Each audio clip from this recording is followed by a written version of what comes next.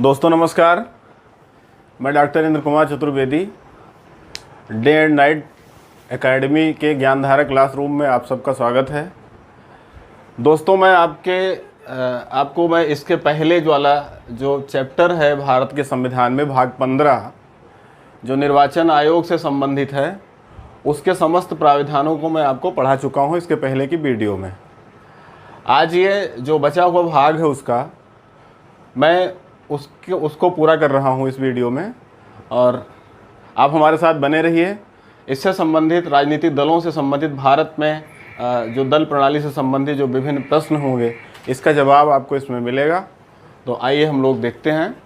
भारत में राजनीतिक दल ये चैप्टर का नाम है, और आपको मैं सबसे पहले ये बताऊंगा कि भारत में दल प्रणाली किस तरह की है। तो अगर हम पूरी दुनिया की बात करें तो पूरी दुनिया के समस्त लोकतांत्रिक देशों का अध्ययन करने के बाद में आपको मिलेगा कि दल प्रणाली 3 प्रकार की है। एक तो साम्यवादी देशों में, जैसे कि रूस है या इसके पहले सोवियत संघ था, जैसे कि चीन है, ऐसे देशों में एक दलीय शासन प्रणाली है और वहाँ पर साम्यवादी दल ही एकमात्र दल है, उसी की सत्ता बनी रहती है हमेशा। यद्यपि उसमें चुनाव का प्राविधान है, प्रत्येक 5 साल पर या 6 साल पर चुनाव का प्राविधान है, लेकिन दल एक ही है वहाँ पर, दूसरे दल का अस्तित्व नहीं है। और ऐसा संवैधानिक प्राविधान भी वहाँ पर है कि दूसरे दल को वहाँ पर नहीं रहने दिया जाएगा। दूसरा यह है कि द्विदलीय प्रणाली है। द्विदलीय प्रणाली जो अमेरिका में और ब्रिटेन में प्रचलित है, जहाँ पर केवल 2 ही राजनीतिक दल आपको देखने को मिलेंगे और सत्ता बारी बारी से उन्हीं राजनीतिक दलों के बीच में परिवर्तित होती रहती है।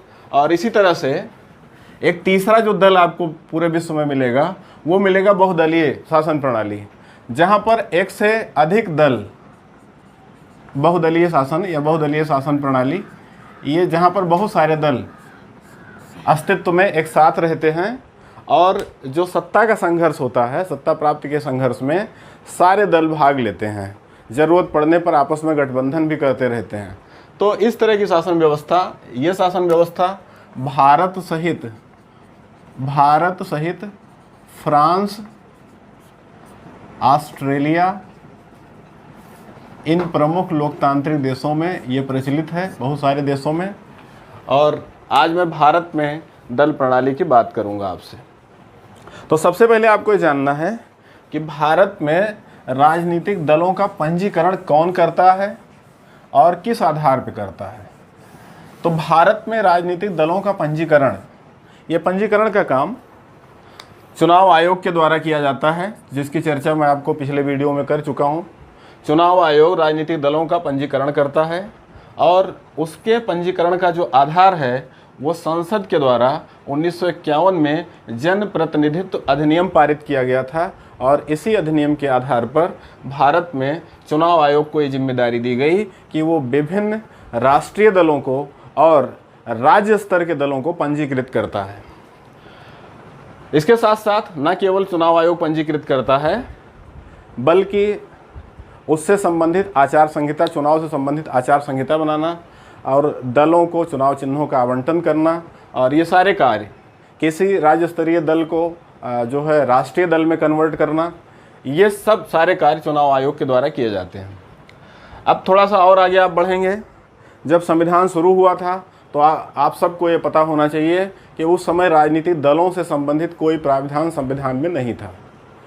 संविधान में दलों को संवैधानिक दर्जा पहली बार तब प्राप्त हुआ जब संविधान में एक संशोधन किया गया, 52वां संशोधन। और इस 52वें संशोधन 1985 के द्वारा ही संविधान में एक नई अनुसूची जोड़ी गई, जिसको हम 10वीं अनुसूची के नाम से जानते हैं। और इसी 10वीं अनुसूची के आधार पर, ये संविधान में 10वीं अनुसूची के आधार पर संविधान में जो है दल प्रणाली यानी दल संबंधी प्राविधान डाला गया। और इस अनुसूची में दल बदल को रोकने के लिए भी प्राविधान किया गया। यानी दल प्रणाली, उनको पंजीकरण करने का क्या तरीका है, और एक दल का जो व्यक्ति है अगर चुनाव जीतता है, दूसरे दल में जाता है, तो फिर उसको जो है उसकी सदस्यता को समाप्त कर दिया जाएगा, अर्थात दल परिवर्तन को रोकने का प्रयास किया गया है। तो इस जो है 10वीं अनुसूची में ये दल बदल संबंधी प्राविधान भी रखे गए हैं। तो दल बदल को निषेध किया गया, और इसी समय जब दल बदल को निषेध किया गया तभी दल से संबंधित प्राविधान पहली बार संविधान में डाला गया। तो कभी ये क्वेश्चन आ सकता है कि भारत में राजनीतिक दलों को संवैधानिक दर्जा कब प्राप्त हुई? तो ये प्राप्त हुई है 52वें संविधान संशोधन 1985 के द्वारा, और किस अनुसूची के आधार पर? 10वीं अनुसूची के आधार पर। तो ये दोस्तों ये पूरा होता है। इसके बाद थोड़ा सा हम और आगे बढ़ते हैं, और मैं आपको बताऊंगा कि वर्तमान समय में राजनीतिक दलों की संख्या कितनी है, और ये दल, उसमें से राष्ट्रीय दल कौन कौन से हैं। ये क्वेश्चन बार बार पूछा जाता है सिविल सर्विस एग्ज़ाम में। तो ये क्वेश्चन, इसका जवाब आपको इसमें मिलेगा। कहाँ थे? एक मिनट रुक। तो अगर हम भारत में राजनीतिक दलों की बात करें वर्तमान में, तो इस समय राष्ट्रीय राजनीतिक दलों की संख्या 8 है।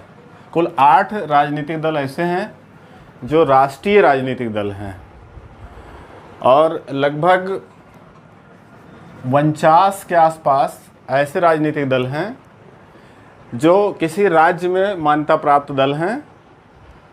इनकी मान्यता का पैमाना क्या है, कब कोई दल राष्ट्रीय दल बनता है और कब कोई दल राज्य स्तर पर का दल बनता है, क्षेत्रीय दल बनता है, इस संबंध में अभी मैं आगे बता रहा हूं। तो पहले हम संख्या की बात कर लेते हैं और कौन कौन से महत्वपूर्ण दल हैं। तो ये दल, पहला जो दल है राष्ट्रीय स्तर पर है वो है भारतीय राष्ट्रीय कांग्रेस। 1885 में जो स्थापित हुई थी, इतिहास में बहुत नाम है इसका, और ए.ओ. ह्यूम इसके संस्थापक हैं। अगर हम चुनाव चिन्ह की बात करें तो आप सब जानते हैं, हाथ का पंजा चुनाव चिन्ह है इसका। और जो दूसरी राष्ट्रीय पार्टी है वो है भारतीय कम्युनिस्ट पार्टी। 1920 में स्थापित हुई थी ताशकंद में M.N. राय के द्वारा, और हंसिया वाली इसका प्रसिद्ध चुनाव निशान है। और जो तीसरी राष्ट्रीय दल है वो है मार्क्सवादी कम्युनिस्ट पार्टी, जो 1964 में इसी दल से निकल करके फूट के आधार पर एक दूसरा दल बना था। डांगे, E.S.A. डांगे इसके संस्थापक हैं, और उन्हीं के साथ में ज्योति बसु, नाम आप लोगों ने सुना होगा, ज्योति बसु, E.V.M. नंबूदरीपाद का नाम आप लोगों ने सुना होगा। इन सारे लोग निकल करके इस दल का गठन किया था। भारतीय कम्युनिस्ट पार्टी से ही निकलकर मार्क्सवादी कम्युनिस्ट पार्टी 1964 में गठित हुई। तो इसके बाद फिर अगला जो राजनीतिक दल है वो है भारतीय जनता पार्टी, जो 1980 में स्थापित की गई अटल बिहारी वाजपेयी के द्वारा, जो इसके संस्थापक हैं। और आप सबको पता है कि अगर हम वर्तमान की बात करें तो यही दल सत्ता में भी है। इसके बाद जो अगली पार्टी है वह है बहुजन समाज पार्टी। 1984 में यह कांसीराम जी द्वारा स्थापित की गई दलितों की पार्टी मानी जाती है। और इसके बाद फिर है अखिल भारतीय तृणमूल कांग्रेस। ये 1998 में स्थापित हुई। ममता बनर्जी इसकी संस्थापक हैं, और बंगाल में इसकी सत्ता भी है इस समय। चुनाव चिन्ह की अगर हम बात करें तो इसका चुनाव चिन्ह जो भारतीय जनता पार्टी है, इसका जो है कमल है। बहुजन समाज पार्टी हाथी चुनाव चिन्ह है। अखिल भारतीय तृणमूल कांग्रेस की बात करें तो 2 पत्ती इसका चुनाव चिन्ह है। राष्ट्रवादी कांग्रेस पार्टी 1999 में स्थापित हुई। शरद पवार जी इसके जो है संस्थापक हैं, और ये पार्टी, इस पार्टी का जो चुनाव चिन्ह है वो घड़ी है। इसी तरह से एक और पार्टी अभी हाल में स्थापित हुई 2013 में, और P.A. संगमा जी इसको स्थापित किया, और ये पार्टी है नेशनल पीपल्स पार्टी। इस पार्टी का अगर हम चुनाव चिन्ह की बात करें तो किताब इसका चुनाव चिन्ह है। तो इस तरह से ये जो राजनीतिक दल हैं ये सब राष्ट्रीय स्तर पर प्रसिद्ध राजनीतिक दल हैं भारत में, जो समय समय पर सत्ता में आते रहे हैं। अब मैं बात करूंगा कि क्षेत्रीय दल, क्योंकि क्षेत्रीय दलों की एक लंबी लिस्ट है, तो मैं यहाँ उसकी जो है लिस्ट की बात तो नहीं करूँगा, लेकिन क्षेत्रीय दलों में जो प्रमुख दल हैं उसमें आप सब लोग जानते हैं। अगर हम उत्तर प्रदेश की बात करते हैं तो समाजवादी दल, और ऐसे ही अगर हम बात करते हैं अन्य राज्यों में तो जैसे महाराष्ट्र की बात करते हैं तो महाराष्ट्र में शिवसेना है, और ऐसे ही जो है कई राज्यों में अलग अलग दल हैं, मैं उसके डिटेल में नहीं जाना चाहता हूं। मैं अब चर्चा करूंगा कि कोई दल क्षेत्रीय दल से राष्ट्रीय दल कैसे बनता है, किन आधारों पर बनता है और उसके लिए क्या क्या आवश्यक है, अनिवार्यताएं क्या हैं, तो ये मैं इसकी बात करूंगा। तो पहली बात ये आपको पता होना चाहिए कि अगर राष्ट्रीय दल, किसी दल को घोषित किया जाना है तो उसके लिए आवश्यक है कि वह 3 शर्तों में से कोई एक शर्त पूरी करता हो। तो मैं क्रम से 1 2 3 शर्तें लिखूंगा और इन तीनों शर्तों में से अगर कोई एक शर्त पूरा करता है तो उस राजनीतिक दल को राष्ट्रीय राजनीतिक दल का दर्जा प्राप्त हो जाता है। तो ये शर्त, पहली जो शर्त है वो ये है कि किसी आम चुनाव में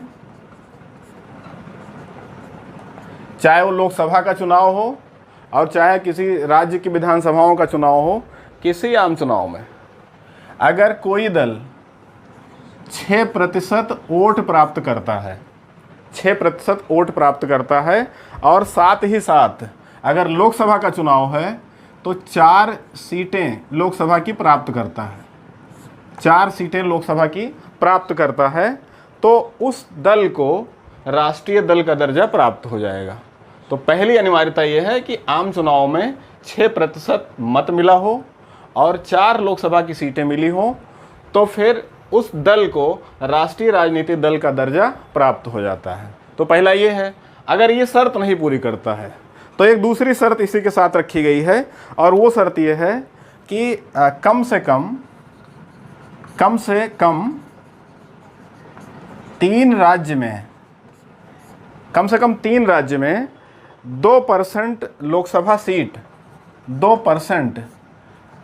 सीट प्राप्त की हो।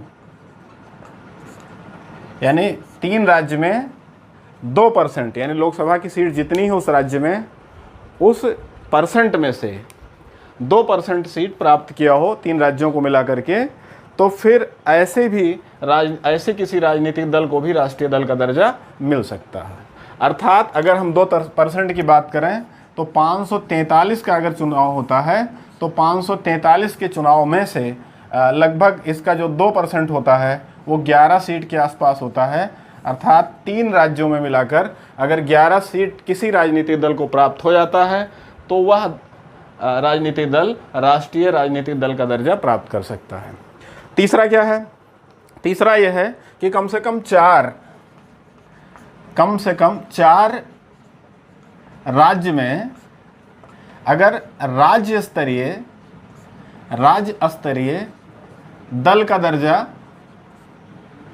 प्राप्त है, राज्य स्तरीय दल का दर्जा प्राप्त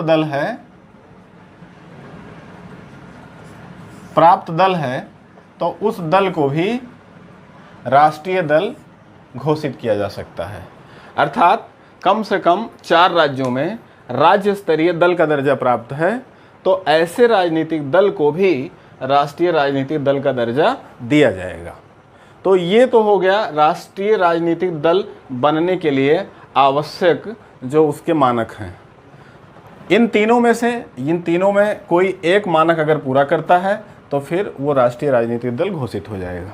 अब मैं आपको बताऊंगा कि अगर क्षेत्रीय दल का दर्जा किसी को प्राप्त करना है, राज्य स्तरीय दल का दर्जा प्राप्त करना है, तो उसके लिए क्या क्या अनिवार्यताएं हैं ये थोड़ा सा आपको समझना है। समय राज्य स्तरीय दलों की संख्या 49 के आसपास है और ये जो राजनीतिक स्तर के राजनीतिक दल हैं उनकी संख्या, और उसके बाद जो 49 के आसपास जो क्षेत्रीय राजनीतिक दल हैं उनकी, ये 49 जो क्षेत्रीय राजनीतिक दल हैं वो किस आधार पर रजिस्टर्ड होते हैं ये थोड़ा सा समझना है।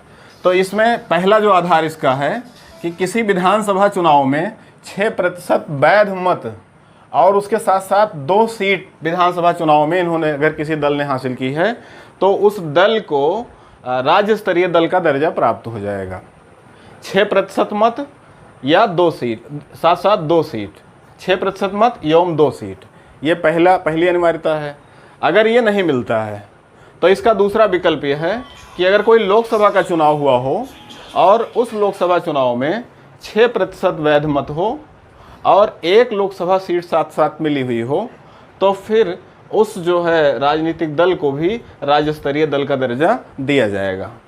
और ये भी अगर औपचारिकता पूरी नहीं होती है तो तीसरा है, किसी राज्य विधानसभा चुनाव में कुल वैध मत का 8% मत मिल जाए, भले कोई सीट ना मिले, तो वोट परसेंट के आधार पर उस दल को राजनीतिक दल का दर्जा प्राप्त हो जाएगा। तो इन तीनों में से कोई एक शर्त अगर पूरा किया जाता है तो फिर वो राजनीतिक दल राज्य स्तरीय दर्जा प्राप्त कर पाएगा।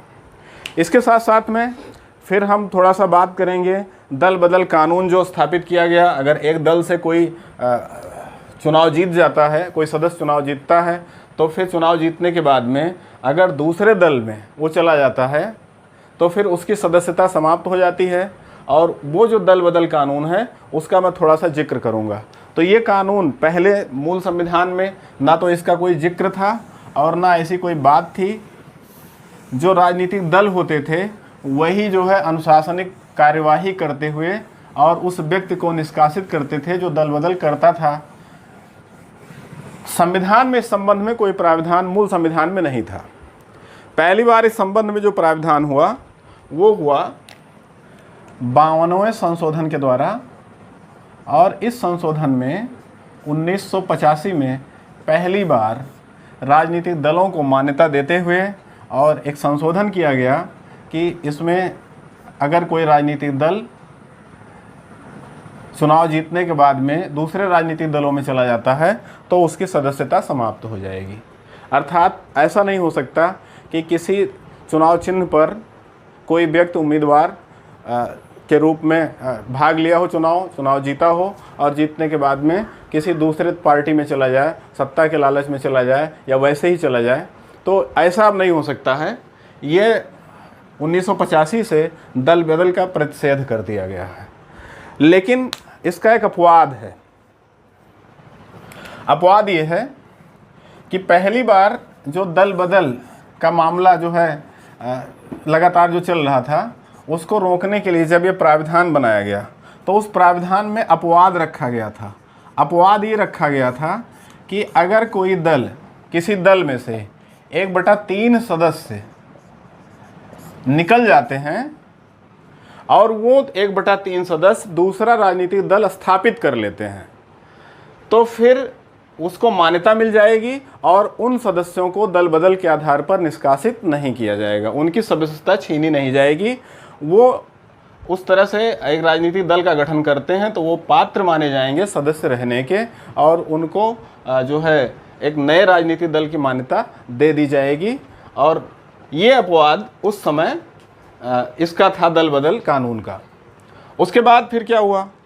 उसके बाद फिर एक और अपवाद इसमें जो था, पहला अपवाद ये था, दूसरा अपवाद ये था कि अगर कोई राजनीतिक दल से कोई व्यक्ति लोकसभा का या विधानसभा का अध्यक्ष चुन लिया जाए तो अध्यक्ष चुनने के बाद में वह व्यक्ति पार्टी का सदस्य नहीं माना जाता, वो व्यक्ति न्यूट्रल माना जाता है। और न्यूट्रल माना जाने, चूँकि न्यूट्रल माना जाता है इसलिए दल से उसका संबंध विच्छेद हो जाता है उस दौरान, जब तक वो उस पद पे बना रहता है। तो फिर ऐसे व्यक्ति की भी सदस्यता नहीं छीनी जा सकती क्योंकि ये माना जाता है कि उसने दल परिवर्तन नहीं किया है, केवल दल से दूरी बनाई है। तो इस तरह से ये दो अपवाद थे और इन दो अपवाद के आधार पर कोई व्यक्ति दल बदल कानून दल बदल कानून के अंतर्गत दोषी नहीं माना जाता था।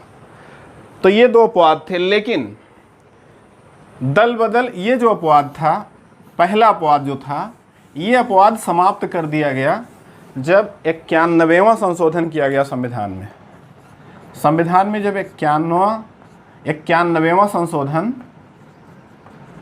2003 में किया गया तो फिर पहला जो अपवाद था कि 1/3 सदस्य अगर दूसरी पार्टी बना लेते हैं तो दल बदल कानून के दोषी नहीं माने जाएंगे, ये प्राविधान समाप्त कर दिया गया। और वर्तमान समय में स्थिति ये हो गई कि आज की तारीख में अगर कोई भी व्यक्ति और एक समूह बनाकर 1/3, 2/3 या आधी संख्या भी अगर किसी दल से अलग हो जाती है तो भी वो दल बदल कानून का दोषी माना जाएगा और उसकी सदस्यता समाप्त हो जाएगी। यानी वर्तमान समय में ऐसा कोई प्रावधान नहीं है दल बदल करने का। एक दल से जीता हुआ व्यक्ति दूसरे दल में नहीं जा सकता, ना दूसरी कोई पार्टी बना सकता है। अगर बनाता भी है तो उसे जो है दल बदल कानून का दोषी माना जाएगा और उसको मान्यता नहीं दी जाएगी। तो इस तरह से ये जो कानून है दल बदल कानून, इसने जो है दल परिवर्तन को अस्थायी रूप से लगभग रोक दिया है। अब कोई व्यक्ति अगर दल बदलना चाहता है तो फिर उसको दूसरे दल में जाने के बाद नए सिरे से चुनाव का सामना करना पड़ेगा, जीत करके ही दूसरे बैनर से तभी वो उस पार्टी में रह सकता है। तो आज का वीडियो यहीं पे मैं समाप्त करता हूँ, और इससे रिलेटेड क्वेश्चन जो है वो कमेंट में आप हमको बताइएगा। मैं उस प्रश्न का जवाब आपको उसी जो है चैनल के माध्यम से दे दूँगा। धन्यवाद।